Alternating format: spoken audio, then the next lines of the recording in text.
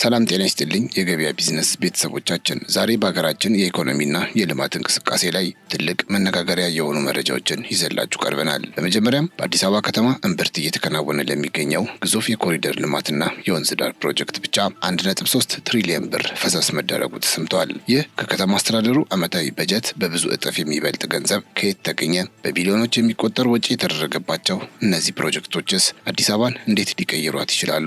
በልማት ተነሺዎች የካሳ ክፍያ ዙሪያ የተሰጠው አዲስ ምላሽ ምንድን ነው? የሚሉትን ዝርዝር ጉዳዮች በጥልቀት የምንዳስስ ይሆናል። በሌላ መረጃችን ደግሞ የቴሌኮም ገበያውን የተቀላቀለው ሳፋሪኮም ኢትዮጵያ አገልግሎቶቹን ከዋጋ በታች ላለመሸጥ በሚል በሚቀጥሉት ወራት የዋጋ ጭማሪ ሊያደርግ እንደሚችል በይፋ ማስታወቁን እንመለከታለን። ኩባንያው ከኢትዮ ቴሌኮም ጋር የነበረው መሰረታዊ የመሰረተ ልማት አለመግባባት ቢፈታም አሁንም በኤምፔሳና በሌሎች የፋይናንስ የፖሊሲ ጉዳዮች ላይ ከመንግስት በኩል እኩል የመጫወቻ ሜዳ እንዲፈጠርለት ምላሽ እየጠበቀ መሆኑን ገልጿል። ሳፋሪኮም የዋጋ ጭማሪ ለማድረግ ለምን ተገደደ? የኢንዱስትሪው አዲስ መመሪያስ በደንበኞች ላይ ምን አይነት ተጽዕኖ ይኖረዋል? የሚለውን አብረን የምንመለከት ይሆናል። በመጨረሻም የጉምሩክ ኮሚሽን ኮንትሮባንድ አሁንም የሀገር ትልቅ ፈተናና አደጋ ሆኖ መቀጠሉን በመጥቀስ ባለፉት 10 ወራት ብቻ በቢሊዮኖች የሚቆጠር የኮንትሮባንድ ዕቃ መያዙንና በገቢ አሰባሰብ ረገድ ያስመዘገበውን ውጤት በተመለከተ የሰጠውን መግለጫ እናስቃኛቸዋለን። በተለይም ሙስናና የሰዎችን ንክኪ የሚያስቀረው አዲሱ የኢ-ጉምሩክ የቴክኖሎጂ ሽግግር ምን አይነት ለውጥ እያመጣ እንደሆነ በዝርዝር እናቀርብላቸዋለን። በዛሬው ዝግጅታችን እነዚህንና ሌሎች ወቅታዊ መረጃዎችን በስፋት የምናደርሳችሁ ሲሆን እስከ ዝግጅቱ ፍጻሜ ድረስ አብራችሁ እንድትቆዩ በአክብሮት እንጠይቃለን። ቻናላችንን ሰብስክራይብ፣ ይህን ቪዲዮ ላይክ ማድረግ እንዳይረሳ።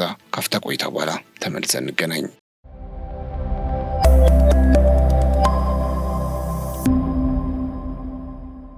በአዲስ አበባ ከተማ አስተዳደርና በፌዴራል መንግስት ከፍተኛ የስራ ኃላፊዎች፣ የሚዲያ ባለሙያዎችና የተለያዩ የማህበረሰብ ክፍሎች በተገኙበት የውይይት መድረክ ላይ በአዲስ አበባ ከተማ እየተከናወነ ለሚገኘው የኮሪደር ልማት የወንዝ ዳር ፕሮጀክት ብቻ በመንግስትና በግል አጋርነት 1.3 ትሪሊዮን ብር ፈሰስ መደረጉ ተሰምቷል። ይህ ግዙፍ የፋይናንስ ወጪ ሊመደብ የቻለው ናሽናል ሚዲያ አክሲዮን ማህበር ባዘጋጀው አዲሲቷ አዲስ የተሰኘ የውይይት መድረክ ላይ ሲሆን የአዲስ አበባ ከተማ ውበትና አረንጓዴ ልማት ቢሮ ኃላፊ አቶ ግርማ ሰይፉ እንደገለጹ ሁሉም ስራ ከመንግስት ካዝና የሚወጣ ተደርጎ የሚታሰበው የተሳሳተ መሆኑንና አብዛኛው ስራ የሚሰራው በግል ዘርፉ እንደሆነ አስረድተዋል። የከተማ አስተዳደሩ በጀት 350 ቢሊዮን ብር ቢሆንም ለዚህ ፕሮጀክት ብቻ ትሪሊዮን የሚቆጠር ገንዘብ ሊወጣ የቻለው የህብረተሰቡና በተለይም የባለ ሀብቶች ተሳትፎ ትልቅ ድርሻ ስላለው መሆኑ ተጠቁሟል። የመንግስት ዋና ኃላፊነትም እነዚህን የልማት ስራዎችና የፋይናንስ ምንጮችን በአግባቡ ማቀናጀት እንደሆነ ተገልጿል። በከተማዋ እየተካሄደ ስላለው የትራንስፎርሜሽን እሳቢዎችና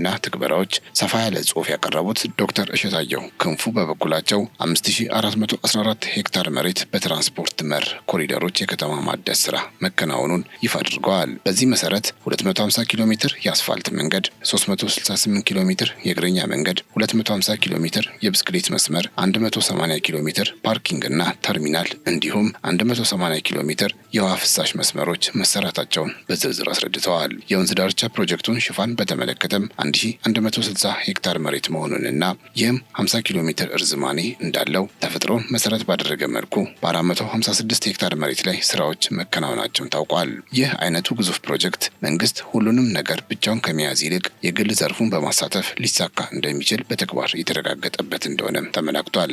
ከውይይቱ ተሳታፊዎች መካከል ዲዛይነር ሳራ መሐመድ በበኩላቸው እየተከናወኑ ያሉ ስራዎች ለልጆች ምቹ ሁኔታን ከመፍጠራቸውን በላይ እንግዶችን ለማስተናገድ እጅግ አመቺ መሆናቸውን በመግለጽ የአመራሩን ጥረት አድንቀዋል።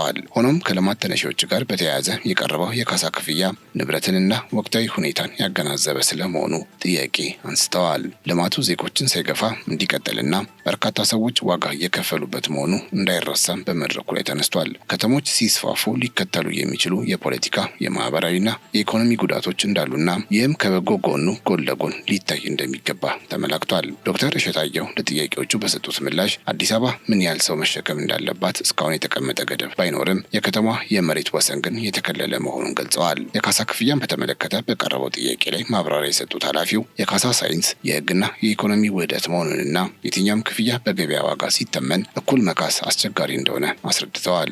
ህጉ የሚደነግገው በቁጥር ብቻ ሳይሆን የማህበራዊ የኢኮኖሚያዊና የቁሳቁስና የስነ ልቦና ካሳን ጭምር መሆኑንና ይህም በዕለቱ ምንዛሬ መሰረት ስለሚሰላ ተመጣጣኝ ነው ብለው እንደሚያምኑ ገልጸዋል። ነገር ግን ከዚህ ቀደም በነበ በነበሩ የልማት መስፋፋት ስራዎች የተጎዱ ሰዎች በአግባቡ ተክሰዋል ብለው እንደማያምኑ፣ ይህም በወቅቱ በነበረው የህግ ክፍተትና በፈጻሚዎች ፍላጎት ምክንያት የመጣ አደጋ እንደነበር በግልጽ ተናግረዋል። በአጠቃላይ የወንዝ ዳር ፕሮጀክት ትልቅ ኢንቨስትመንት የወጣበትና የአዲሲቷ አዲስ አበባ ገጽታ መገለጫ ተደርጎ እንደሚወሰድ ተገልጾ የውይይት መድረኩ መጠናቀቁን የዘገበው ሪፖርተር ነው። የኮሪደር ልማቱንና የወንዝ ዳር ፕሮጀክትን ተከትሎ በከተማዋ ሰፊ የንግድና የኢንቨስትመንት ቀጠናዎች እንደሚፈጠሩ የተገለጸ ሲሆን ይህም ለ10 ሺዎች የሚቆጠር ዜጎች አዲስ የስራ ዕድል እንደሚፈጠር ታውቋል። በመንግስትና በግል አጋርነት በሚገነቡት በእነዚህ የልማት ቀጠናዎች ውስጥ ዘመናዊ የገበያ ማዕከላት፣ የቱሪስት መዳረሻዎችና የመዝናኛ ስፍራዎች የሚካተቱ በመሆኑ ከተማዋን ለንግድ እንቅስቃሴ ይበልጥ ምቹ እንደሚያደርጓት ይጠበቃል። በተለይም በወንዝ ዳርቻዎች ላይ የሚገነቡት የንግድ ሱቆችና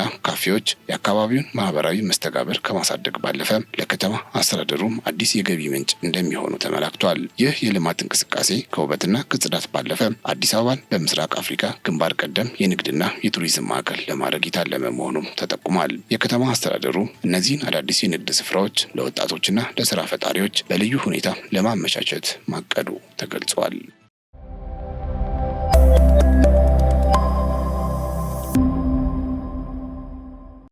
አሁን ደግሞ ወደ ቀጣዩ መረጃችን እናምራ። ሳፋሪኮም ኢትዮጵያን እናገኛለን። ሳፋሪኮም ኢትዮጵያ ከኢትዮ ቴሌኮም ጋር የነበረው መሰረታዊ ያለመግባባት ነጥብ ቢፈታም አሁንም መፍትሄ የሚሹ ሌሎች ጉዳዮች እንዳሉት አስታውቋል። ኩባንያው የ2026 በጀት ዓመት አፈጻጸምን አስመልክቶ በሰጠው ጋዜጣዊ መግለጫ ከኢትዮ ቴሌኮም ጋር በመሰረተ ልማት መጋራት ረገድ የነበረው ውጥረት መቃለሉ ገልጸዋል። ይሁን እንጂ ከሞባይል ፋይናንስ አገልግሎት ወይም ከኤምፔሳ ጋር በተያያዘ አሁንም መፍትሄ የሚሹ ጉዳዮች መኖራቸውን ዋና ስራ አስፈጻሚው ዊም ቫን ሄሌፑቲ ተናግረዋል። የቴሌኮም ዘርፉ በኢትዮጵያ ኮሚኒኬሽን ባለስልጣንና በኢትዮጵያ ብሔራዊ ባንክ ከፍተኛ ቁጥጥር የሚደረግበት መሆኑን በመጥቀስ በኤምፔሳ በኩል ለሁሉም ኦፕሬተሮች እኩል የመጫወቻ ሜዳ እንዲፈጠር ከመንግስት በኩል አሁንም ምላሽ እየጠበቁ እንደሆነ አስረድተዋል። ባለፉት ጥቂት ወራት ከተደረጉ ለውጦች መካከል የኮሚኒኬሽን ባለስልጣን የመሰረተ ልማት መጋራትን በተመለከተ የዋጋ ተመን መመሪያ ማውጣቱ ትልቅ እርምጃ መሆኑ ተገልጿል። ይህም ማለት ከዚህ በኋላ የመሰረተ ልማት ኪራይ ዋጋ ቁጥጥር ይደረግበታል ማለት ሲሆን ሳፋሪኮም በአሁኑ ወቅት ካሉት 3500 ማማዎች ውስጥ 1500 ያህሉን ከኢትዮ ቴሌኮም በኪራይ እያገኘ መሆኑን አስታውቋል። ለእነዚህ ማማዎች በዓመት ከ5 እስከ 6 ቢሊዮን ብር ኪራይ እንደሚከፍልም ተጠቁሟል። ባለስልጣኑ ያስተላለፈው ሌላ ውሳኔ ማንኛውም ኦፕሬተር አገልግሎቶቹን ከዋጋ በታች እንዳይሸጥ የሚከለክል መሆኑንና ይህም በዘርፉ ላይ ጤናማ ውድድር እንዲኖር እንደሚያደርግ ኃላፊው አብራርተዋል። በቴሌኮም አገልግሎት ላይ የታዩት ለውጦች በጎ ቢሆኑም የመንግስት አገልግሎት የክፍያ ስርዓት ለሁሉም የክፍያ አገልግሎት ሰጪዎች ተደራሽ መሆን እንዳለበት ተገልጿል። ኤምፔሳ የፋይናንስ አገልግሎቶችን በስፋት ለማቅረብ አሁንም በሂደት ላይ ያሉ የፖሊሲ ስራዎች እንዳሉ የተገለጸ ሲሆን አተገባበሩ ግን የተወሰነ ጊዜ ሊወስድ እንደሚችል ተጠቁሟል። በመጪዎቹ ከ6 እስከ 12 ወራት ውስጥ ግን በአተገባበሩ ላይ እውነተኛ ለውጥ እንደሚጠበቅ ሳፋሪኮም እምነቱን ገልጿል። በሌላ በኩል ባለፈው ሩብ ዓመት የቴሌኮም ኢንዱስትሪው ትርፋማ እንዲሆን የዋጋ ጭማሪ መደረጉን ያስታወሱት ዋና ስራ አስፈጻሚው ይህም ዘርፉን ጤናማ እንዳደረገው ተናግረዋል። የኮሚኒኬሽን ባለስልጣን ባወጣ መመሪያ መሰረት ማንኛውም ምርት ከዋጋ በታች መሸጥ ስለሌለበት በሚቀጥሉት ከ12 እስከ 18 ወራት ውስጥ ከመመሪያው ጋር የሚጣጣም ተጨማሪ የዋጋ ጭማሪ ሊኖር እንደሚችል ፍንጭ ተሰጥቷል። ይህ ለደንበኞች ደስ የማያሰኝ ቢሆንም ለሀገሪቱ የቴሌኮም መሰረተ ልማት የሚያስፈልገውን $5 ቢሊዮን ኢንቨስትመንት ለመሳብ ግን የግድ መሆኑ ተገልጿል። ሳፋሪኮም ኢትዮጵያ በተጠናቀቀው በጀት ዓመት 15.9 ቢሊዮን ብር ዓመታዊ ገቢ ማግኘቱንና ይህም ካለፈው ዓመት ጋር ሲነጻጸር የ130.9 በመቶ እድገት ማስመዝገቡን ገልጿል። ይህ የገቢ እድገት ኩባንያው በኢትዮጵያ ገበያ ውስጥ ያለውን ተቀባይነት እያሳደገ መሆኑን የሚያሳይ ቢሆንም ወደፊት የሚደረጉ የዋጋ ማስተካከያዎችና የፖሊሲ ለውጦች የገበያውን ሁኔታ ሊወስኑት እንደሚችሉ ይጠበቃል። ኩባንያው አሁንም በተቆጣጣሪ አካላት በኩል የሚወጡ መመሪያዎችን ተፈጻሚ ለማድረግና ከኢትዮ ቴሌኮም ጋር ያለውን ግንኙነት በንግድ መርህ ላይ የተመሰረተ ለማድረግ እየሰራ እንደሚገኝ አስታውቋል።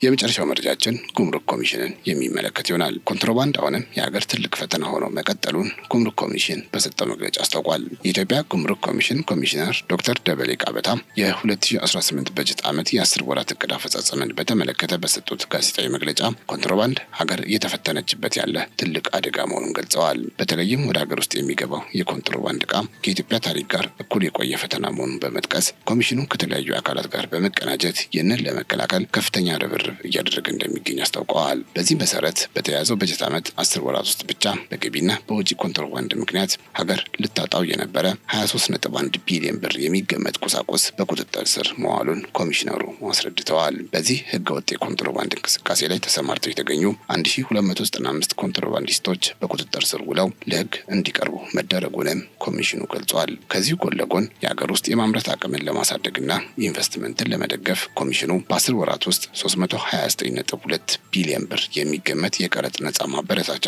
መስጠቱ ተገልጿል። ይህ የማበረታቻ እርምጃ ኢትዮጵያ ታምርት የሚለውን ሀገራዊ ንቅናቄ ከመደገፍ አኳያ ትልቅ ሚና እንደሚጫወት ዶክተር ደበሌ ተናግረዋል። መንግስት ለግብርና፣ ለማኑፋክቸሪንግ፣ ለማዕድንና ለተለያዩ የኢንቨስትመንት ዘርፎች የሚሰጠው ይህ የቀረጥ ነጻ መብት በአግባቡ ጥቅም ላይ መዋሉን ለማረጋገጥ ኮሚሽኑ ባደረገው ክትትልም መብቱን ያለአግባብ ከተገለገሉ አካላት 1.7 ቢሊዮን ብር መሰብሰብ መቻሉን አብራርተዋል። ኮሚሽኑ በበጀት ዓመቱ 725 ቢሊዮን ብር ለመሰብሰብ አቅዶ በ10 ወራት ውስጥ 600 ቢሊዮን 233 ሚሊዮን ብር ገቢ መሰብሰብ መቻሉን ይፋ አድርጓል። ይህ አፈጻጸም ከዕቅዱ 90 በመቶ በላይ ያሳካ ሲሆን ካለፈው ዓመት ተመሳሳይ ወቅት ጋር ሲነጻጸር ደግሞ የ228 ቢሊዮን ብር ብልጫ እንዳለው ተገልጿል። በ2011 ዓ.ም የነበረው የገቢ አሰባሰብ 78.6 ቢሊዮን ብር ብቻ እንደነበር ያስታወሱት ኮሚሽነሩ የአሁኑ አፈጻጸም የተቋሙን የገቢ አሰባሰብ አቅም ከፍተኛ እድገትና ለውጥ እያስመዘገበ መሆኑን የሚያሳይ እንደሆነ ገልጸዋል። በድረ ዕቃ አወጣጥ ስርዓትና በአስመጪዎች በአምራቾችና በላኪዎች ላይ በተደረገ ተከታታይ ኦዲት ብቻ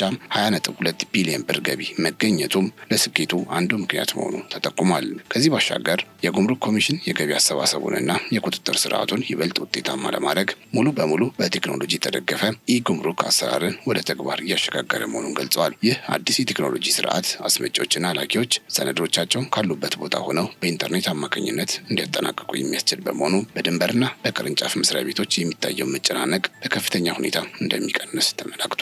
በተጨማሪም በኬላዎች ላይ የሚደረገውን ፍተሻ ይበልጥ ፈጣንና ትክክለኛ ለማድረግ ዘመናዊ የኤክስሬይ ማሽኖችንና የካሜራ ክትትል ስርዓቶችን በስፋት እየተተከሉ መሆናቸውን ኮሚሽኑ አስታውቋል። ይህ የቴክኖሎጂ ችግር የሰዎችን ንክኪ በመቀነስ ለሙስናና ላላግባብ አሰራር የሚጋለጡ ሁኔታዎችን የሚያስቀር ሲሆን ህጋዊ ነጋዴዎች እቃዎቻቸውን በፍጥነት እንዲያወጡ በማድረግ ለአገሪቱ የንግድ ፍሰት መሳለጥ ትልቅ አቅም እንደሚሆንም ተጠቁሟል። ኮሚሽኑ በቴክኖሎጂ ዘርፍ የሚታዩ ክፍተቶችን ለመሙላትም የሰው ኃይሉን በልዩ ሁኔታ እያሰለጠነ መሆኑን ጨምሮ ገልጿል። በስጋት ስራ አመራር፣ በመደበኛ ፍተሻና በሰነድ ምርመራ ሊጭበረበር ይችል የነበረና ሀገር ልታጣው የነበረ 228.7 ቢሊዮን ብር የሚሆን ሀብት በማዳን ወደ ቀጥተኛ ገቢ መቀየር መቻሉንም ኮሚሽኑ አስታውቋል። ዝቅተኛ የህግ ተገዥነት ባህሪ ባላቸው አስመጪዎችና ላኪዎች ላይ በተደረገ ክትትል 3.3 ቢሊዮን ብር እንዲሁም በድንገተኛ ፍተሻ ስርዓት ከ2.8 ቢሊዮን ብር በላይ ገቢ ተገኝቷል። ለመንግስት ገቢ እድገት ማክሮ ኢኮኖሚ ሪፎርሙና ኮሚሽኑ በተከታታይ የወሰዳቸው የለውጥ ስራዎች ቀጥተኛ አስተዋጽኦ እንዳላቸው ተገልጿል። ባለፉት 8 ዓመታት በአደረጃጀት፣ በቴክኖሎጂ፣ በአሰራርና በሰው ኃይል ልማት ረገድ የተከናወኑ ተግባራት ለዚህ ስኬት መሰረት መሆናቸውንም ኮሚሽነሩ ገልጸዋል። በመጨረሻም በቀሪዎቹ የበጀት ዓመታት ወራት ውስጥ ህገወጥ ድርጊቶችን በመከላከል ረገድ የተጀመረው ስራ ተጠናክሮ እንደሚቀጥል ኮሚሽነሩ አረጋግጠዋል። የገቢ አሰባሰቡን ውጤታማ ለማድረግና የሀገርን ኢኮኖሚ ከኮንትሮባንድ ስጋት ለመጠበቅ ከባለድርሻ አካላት ጋር ያለው ቅንጅት ይበልጥ እንደሚጠናከርም ተገልጿል። የጉምሩክ ኮሚሽን እያከናወነ ያለው የሪፎርም ስራ በተለይም በቴክኖሎጂ የታገዘ ቁጥጥርን በማስፈን ረገድ ውጤት እያመጣ መሆኑ ተጠቁሞ ህገወጥ ደላሎችንና ኮንትሮባንዲስቶችን ለህግ የማቅረቡ ስራ ሳይንቀራፈፍ እንደሚቀጥል በመግለጽ መልእክታቸውን አጠናቀዋል።